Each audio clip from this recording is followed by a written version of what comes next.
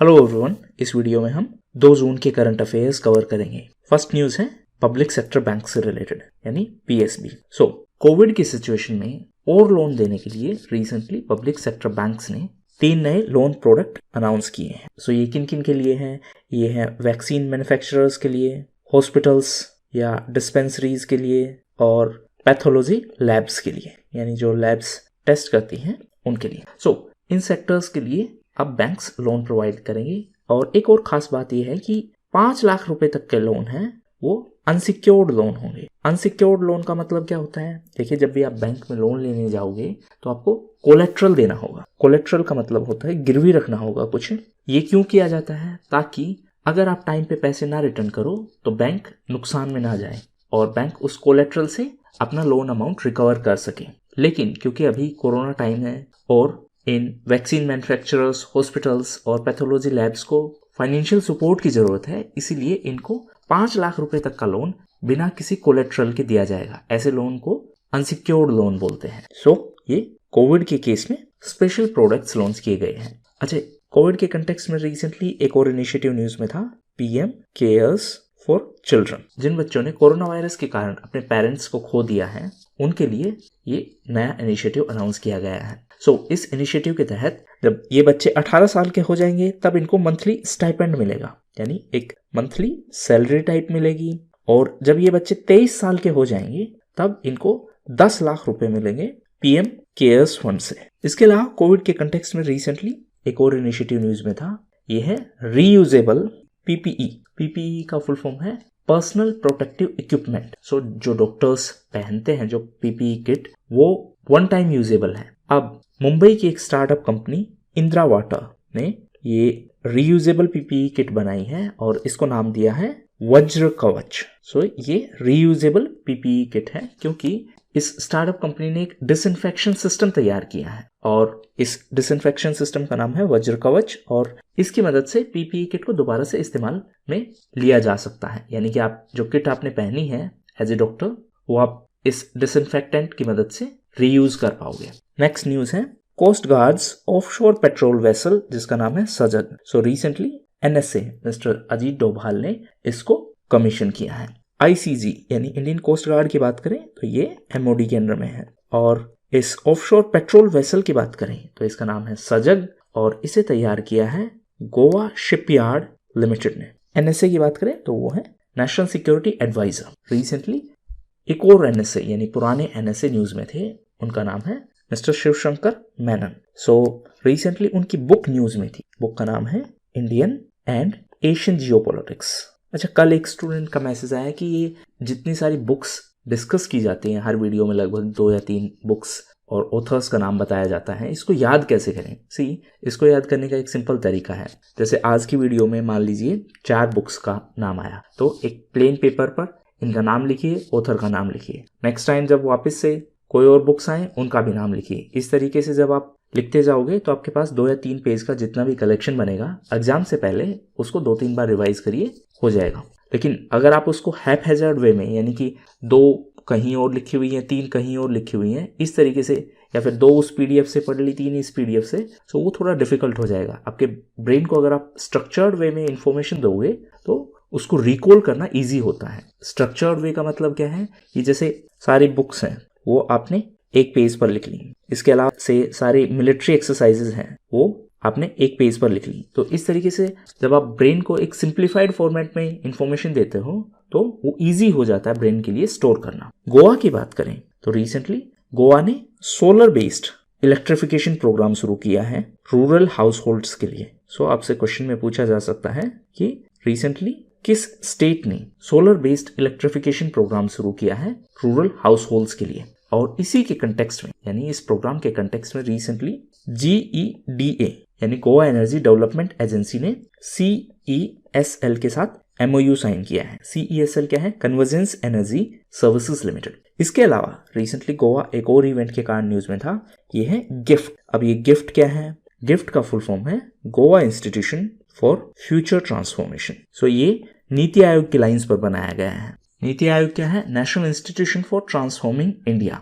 ये एक executive body है। एग्जीक्यूटिव बॉडी का मतलब है कि ना तो इसे किसी कानून के तहत बनाया गया है, ना ही कॉन्स्टिट्यूशन में इसका कहीं मेंशन है। सो इसको सरकार के एक्शन से यानी एग्जीक्यूटिव एक्शन से बनाया गया है। सो नीति आयोग है वो पॉलिसी मेकिंग में सरकार को असिस्ट करती है। इसी तरीके से गोवा सरकार को असिस्ट करने के लिए एक गिफ्ट बनाई गई है। गिफ्ट का मतलब है Goa institution for future transformation. Next है वर्ल्ड नो टबैको डे से रिलेटेड। सो रिसेंटली झारखंड ने टबैको की 11 ब्रांड को बैन कर दिया है। टबैको की बात करें तो 31 मई को वर्ल्ड नो टबैको डे के तौर पर मनाया जाता है। इसे WHO के द्वारा मनाया जाता है और इस साल का थीम था कमिट टू क्विट। अच्छा, टबैको और अदर प्रोडक्ट्स हैं उनके लिए इंडिया में एक कानून है जिसका नाम है कोप्पा। कमेंट बॉक्स में बताइए इसका फुल फॉर्म क्या है। WHO की बात करें तो रिसेंटली WHO न्यूज में था क्योंकि कोविड-19 के डिफरेंट वेरिएंट्स हैं उनको WHO ने अलग अलग नाम दिया है। यानी कि जो वेरिएंट्स इंडिया में पहले पाए गए थे उनको नाम दिया गया है कप्पा एंड डेल्टा। जो वेरिएंट यूके में सबसे पहले पाया गया था उसको नाम दिया गया है अल्फा, और जो वेरिएंट साउथ अफ्रीका में पाया गया था सबसे पहले उसको नाम दिया गया है बीटा। ब्राजील वाले वेरिएंट को यानी जो ब्राजील में सबसे पहले पाया गया था उसको नाम दिया गया है गामा। अब इनका जो ओरिजिनल रेफरेंस नेम है वो याद करने की जरूरत नहीं है।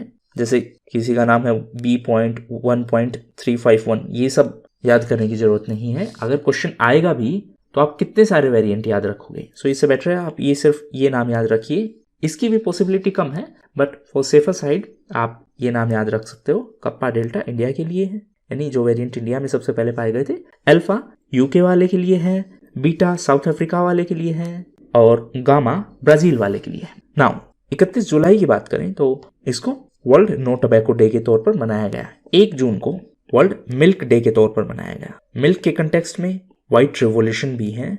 कमेंट बॉक्स में बताइए किन्हें व्हाइट रिवॉल्यूशन के फादर के नाम से जाना जाता है। इसके अलावा 1 जून को ग्लोबल डे ऑफ पेरेंट्स के तौर पर भी मनाया गया। सिमिलरली जैसे अभी मैंने बताया कि बुक्स एंड ऑथर्स के लिए आप एक पेज पर लिखिए, उसी तरीके से ये इंपॉर्टेंट डेज हैं उनको भी पेपर पर लिखते जाइए और आपके एग्जाम से पहले उन पेपर्स को जस्ट रिवाइज करिए। दूसरी बात, हर इंपॉर्टेंट डे का थीम याद रखना पॉसिबल नहीं होगा, सो सिर्फ कुछ सेलेक्टेड डेज की थीम ही याद रखिए। नेक्स्ट है EPFO और ESI से रिलेटेड। EPFO है employ provident fund organisation, ESI है employees state insurance corporation. So ये दोनों इंस्टीट्यूशंस हैं वो मिनिस्ट्री ऑफ लेबर के अंडर में है। मिनिस्ट्री का नाम है ministry of labour and employment. So recently ministry ने अनाउंस किया कि इस टफ टाइम में जो ESIC और EPFO स्कीम्स थी यानी इनके द्वारा जो स्कीम्स चलाई गई थी वो कंटिन्यू रहेंगी। एक्चुअली इसका सिनारियो क्या है, इसमें कुछ एडिशनल बेनिफिट अनाउंस किए गए हैं। मान लीजिए अगर किसी एम्प्लॉय से ए है, इनकी कोविड के कारण डेथ हुई है, सो अब नए जो एडिशनल बेनिफिट्स अनाउंस किए गए हैं उनके हिसाब से इनके डिपेंडेंट्स को से इनके family members A1, A2, A3 इनको वो सब बेनिफिट्स मिलते रहेंगे जो उनको death due to employment injury के कारण मिलते। सिंपलेस्ट टर्म में मैं आपको एक एग्जांपल से बताता हूँ। मान लीजिए कोई वर्कर है A और वो किसी कंस्ट्रक्शन सेक्टर में काम करते हैं और अगर कंस्ट्रक्शन साइट पर काम करते टाइम कुछ इंसिडेंट की वजह से उनकी डेथ हो गई तो उनके फैमिली मेंबर्स को इन स्कीम्स के बेनिफिट मिलते हैं। अब सरकार ने ये अनाउंस किया है कि अगर कोविड के कारण भी डेथ हुई है तो उनके मेंबर्स को यानी जो डिपेंडेंट मेंबर्स हैं उनको ये बेनिफिट्स मिलते रहेंगे जो death due to employment injury के केस में मिलते थे। वही सेम बेनिफिट्स इस केस में भी मिलेंगे। सो लेबर मिनिस्ट्री की बात करें तो रिसेंटली लेबर मिनिस्ट्री ने अनाउंस किया था कि वो 5 सर्वे कंडक्ट करवाएंगे। एक सर्वे है डोमेस्टिक वर्कर्स के लिए, एक सर्वे है माइग्रेंट वर्कर्स के लिए, एक सर्वे है एम्प्लॉयमेंट जनरेटेड बाय प्रोफेशनल्स, एक employment generated by transport sector और एक है all India quarterly establishment based employment survey. इसके अलावा लेबर मिनिस्ट्री एक पोर्टल के कारण भी न्यूज में थी। पोर्टल का नाम है संतुष्ट। ये पोर्टल का क्या ऑब्जेक्टिव है, ये पोर्टल इसलिए लॉन्च किया गया था ताकि जो मिनिस्ट्री की स्कीम्स हैं उनको बेहतर तरीके से इंप्लीमेंट किया जा सके। सो आपसे एग्जाम में पूछ सकते हैं कि संतुष्ट पोर्टल किस मिनिस्ट्री से रिलेटेड है। नेक्स्ट है corporate profit to GDP ratio. So ये न्यूज में इसलिए था क्योंकि 10 साल में ये हाईएस्ट है। सो इंडिया में जो लिस्टेड कंपनीज हैं उनका प्रॉफिट 57.6% इंक्रीज हुआ है और अगर corporate profit to GDP ratio की बात करें तो ये है 2.63 और ये लास्ट के 10 साल में हाईएस्ट है। सो आप एक चीज सोच के देखो, लास्ट ईयर लॉकडाउन था, उसके बाद भी जो कॉर्पोरेट प्रॉफिट है वो इंक्रीज हुआ है। सो ये एक इनकम डिस्पैरिटी शो करता है। वो एक सेइंग है कि इंडिया में इनकम डिस्पैरिटीज की वजह से रिच है वो और रिच हो गया और जो पुअर है वो और पुअर हो गया। सो इसके कंटेक्स्ट में एक ऑक्सफैम की रिपोर्ट भी है। ऑक्सफैम एक नॉन गवर्नमेंटल ऑर्गेनाइजेशन है। कमेंट बॉक्स में बताइए ऑक्सफैम का हेडक्वार्टर्स कहाँ है। नेक्स्ट है INB मिनिस्ट्री से रिलेटेड। INB मिनिस्ट्री का मतलब है information and broadcasting ministry. So recently इस मिनिस्ट्री ने प्राइवेट टीवी चैनल्स को कहा है कि वो 4 नेशनल हेल्पलाइन नंबर दिखाएं ताकि लोगों को उन हेल्पलाइन नंबर्स के बारे में जानकारी मिल सके। सो ये 4 हेल्पलाइन नंबर कौन कौन से हैं? एक है हेल्थ मिनिस्ट्री का हेल्पलाइन 1075, एक है ministry of women and child development का हेल्पलाइन 1098, एक है social justice and empowerment ministry का हेल्पलाइन 14567 और एक है NIMHNS जो कि साइकोलॉजिकल सपोर्ट के लिए हेल्पलाइन है और नंबर है ये। NIMHNS का फुल फॉर्म है national institute of mental health and neuro sciences. So exam में आपसे इन 3 के पूछने के चांसेस ज्यादा है। INB मिनिस्ट्री की बात करें तो रिसेंटली इन्होंने OTT प्लेटफॉर्म्स के लिए भी गाइडलाइंस जारी की थी। इसके अलावा रिसेंटली NCPCR ने कोविड-19 से अफेक्टेड बच्चों के लिए एक पोर्टल लॉन्च किया है। पोर्टल का नाम है बाल स्वराज। NCPCR क्या है? National commission for protection of child rights. So NCPCR एक स्टैट्यूटरी बॉडी है और इसे 2005 के commission for protection of child rights के तहत बनाया गया है और इसकी जो नोडल अथॉरिटी है वो है ministry of women and child welfare. Next news है ECOWAS से रिलेटेड। ECOWAS क्या है? Economic community of west African states. So ये एक इकोनॉमिक ग्रुपिंग है वेस्ट अफ्रीकन देशों की और ये 15 देशों की एक ग्रुपिंग है। रिसेंटली इसकी एक इमरजेंसी मीटिंग हुई थी और ये मीटिंग हुई थी आक्रा में। आक्रा घाना की कैपिटल है और इस मीटिंग के बाद मेंबर कंट्रीज ने माली भी एक वेस्ट अफ्रीकन कंट्री है, माली को इस ग्रुपिंग से सस्पेंड कर दिया है। क्यों?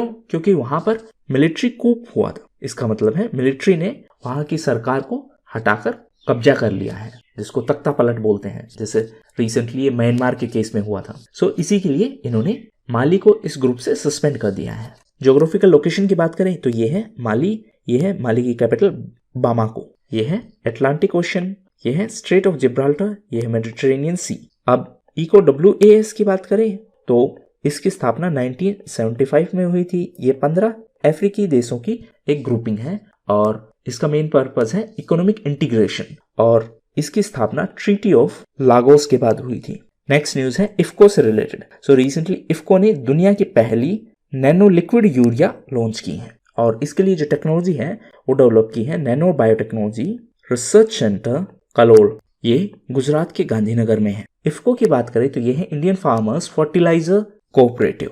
तो इसका जो हेडक्वार्टर्स है वो नई दिल्ली में है और ये इंडिया की लार्जेस्ट फर्टिलाइजर मैन्युफैक्चरर है और प्रेजेंट में इसके चेयरपर्सन है BS नक्काई। नेक्स्ट है हबल स्पेस टेलीस्कोप से रिलेटेड। सो रिसेंटली ये न्यूज में था क्योंकि इस स्पेस टेलीस्कोप ने NGC 691 की पिक्चर्स कैप्चर की हैं। ये क्या है? ये एक स्पाइरल गैलेक्सी है। सो इसी के कारण ये रिसेंटली न्यूज में था। आपसे पूछ सकते हैं कि NGC 691 रिसेंटली न्यूज में था, ये क्या है? सो ये एक स्पाइरल गैलेक्सी है और इसकी picture recently Hubble space telescope ने कैप्चर की है। जो अपने सोलर सिस्टम की गैलेक्सी है उसका नाम है मिल्की वे। हबल स्पेस टेलीस्कोप की बात करें तो ये नासा और ESA यानी यूरोपियन स्पेस एजेंसी का एक जॉइंट प्रोजेक्ट और इसको 1990 में लो अर्थ ऑर्बिट में लॉन्च किया गया था। लो अर्थ ऑर्बिट की बात करें तो ISS यानी इंटरनेशनल स्पेस स्टेशन है वो भी लो अर्थ ऑर्बिट में ही है।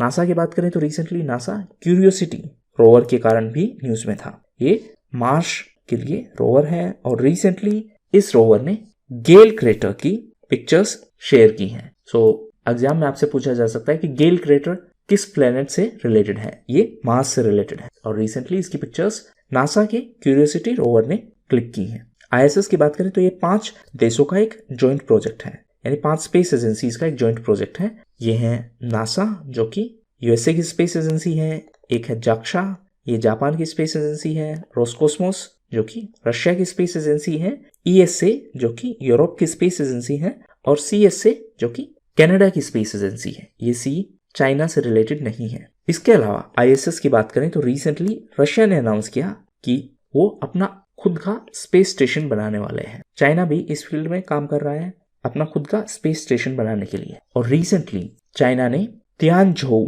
स्पेसक्राफ्ट लॉन्च किया है और ये चाइना के स्पेस स्टेशन का एक कंपोनेंट है। नेक्स्ट है MB टैग। सो ये IIT रोपड़ ने डेवलप किया है और ये रियल टाइम एम्बिएंट टेम्परेचर को रिकॉर्ड करने की डिवाइस है। रियल टाइम का मतलब क्या है? मान लीजिए वैक्सीन्स हैं, वो प्लेस A से लेकर प्लेस B तक पहुंचाई जा रही हैं।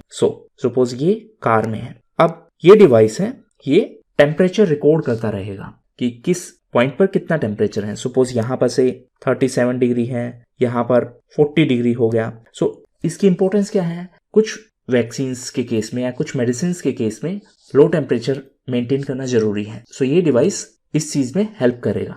इसको तैयार किया है IIT रोपड़ ने और एक टाइम में ये यानी सिंगल चार्ज में 90 दिन तक टेम्परेचर डेटा रिकॉर्ड कर सकता है। इसके अलावा IIT रोपड़ एक और इवेंट के कारण न्यूज में था और रिसेंटली IIT रोपड़ ने फेक बस्टर नाम का प्लेटफॉर्म तैयार किया था ताकि जो ऑनलाइन मीटिंग्स हैं उनमें फेक लोग या इनवैलिड लोग मीटिंग्स अटेंड ना कर पाए। अच्छा, एक और बात, ये जो MB टैग है ये इंडिया का पहला इंडिजीनियस यानी इंडियन मेड IoT डिवाइस है। IoT का मतलब है इंटरनेट ऑफ थिंग्स डिवाइस है जो कि ऐसे टेम्परेचर डेटा रिकॉर्ड करेगा और इसकी मदद से वैक्सीन्स हैं उनका सिक्योर ट्रांसपोर्टेशन किया जा सकेगा। IIT रोपड़ की बात करें तो ये पंजाब में है। रिसेंटली पंजाब इसलिए न्यूज में था क्योंकि उन्होंने मिशन फतेह 2.0 लॉन्च किया है। इसके अलावा रिसेंटली पंजाब इसलिए भी न्यूज में था क्योंकि उन्होंने एक उड़ान स्कीम लॉन्च की है और इस उड़ान स्कीम के तहत महिलाओं को सैनिटरी पैड्स दिए जाएंगे। ये स्टेट गवर्नमेंट की एक स्कीम है। एक सेंट्रल गवर्नमेंट की भी उड़ान स्कीम है, उड़े देश का आम नागरिक, और ये मिनिस्ट्री ऑफ सिविल एविएशन की एक स्कीम है। और इसी के तहत रिसेंटली कृषि उड़ान स्कीम भी अनाउंस की गई थी। ये स्कीम एग्रीकल्चरल प्रोडक्ट्स के ट्रांसपोर्टेशन से रिलेटेड है। नेक्स्ट न्यूज है रेस टू जीरो कैंपेन। ये क्लाइमेट चेंज से रिलेटेड है और इसका ऑब्जेक्टिव है जीरो कार्बन रिकवरी।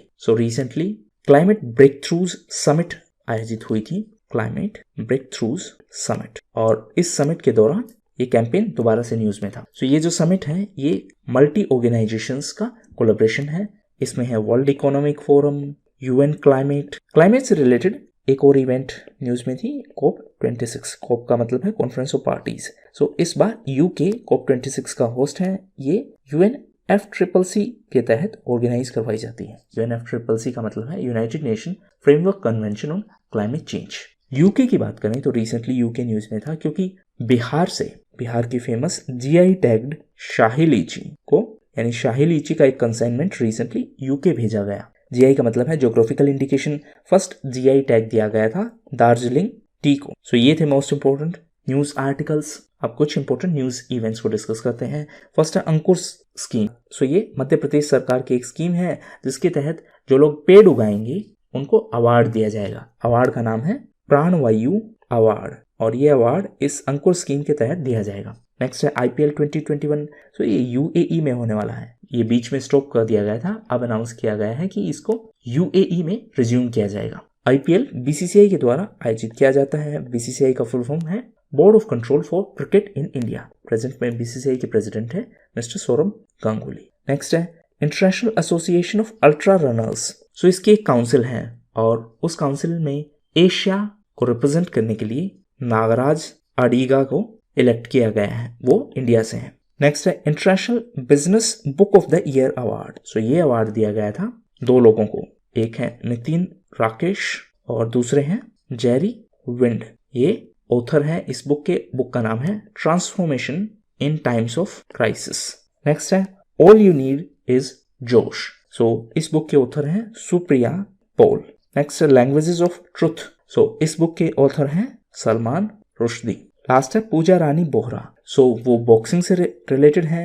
रिसेंटली उन्होंने कॉन्टिनेंटल चैंपियनशिप टाइटल जीता है और ये एशियन बॉक्सिंग चैंपियनशिप है, ये हुई थी दुबई में। दुबई UAE में है। UAE का मतलब है यूनाइटेड अरब एमिरेट्स। ये थी most important news events. Now get ready for the test. Thank you. And that's all for the day.